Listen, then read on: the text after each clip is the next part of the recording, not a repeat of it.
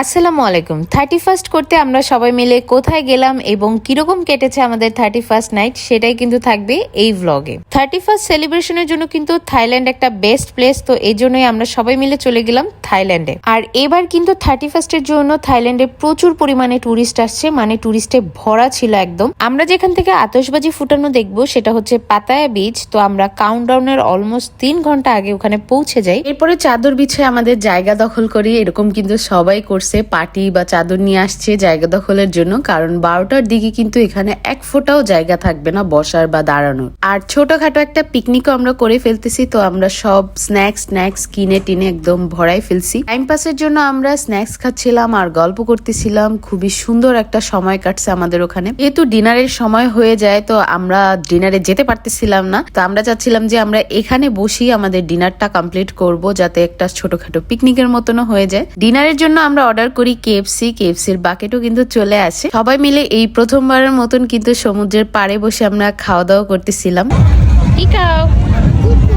Chicken এছাড়াও কিন্তু এখানে বিভিন্ন টাইপের হকার্স ছিল যারা এসে স্ন্যাক্স বিক্রি করতেছিল। তাছাড়াও পার্টি পপার্স, তারপরে মাথার ওই ব্যান্ড গুলো, লাইট জ্বলা, ইভেন পার্টি পর্যন্ত রেন্টের জন্য ওরা দিয়ে দিচ্ছিল। এরপরে আসে সেই মুহূর্ত যেটার জন্য আমরা এতক্ষণ ধরে ওয়েট করতেছিলাম। শত শত মানুষ কিন্তু ওখানে জড়ো হয়েছিল শুধুমাত্র এই মুহূর্তটার জন্য। 2, 3, Happy New Year!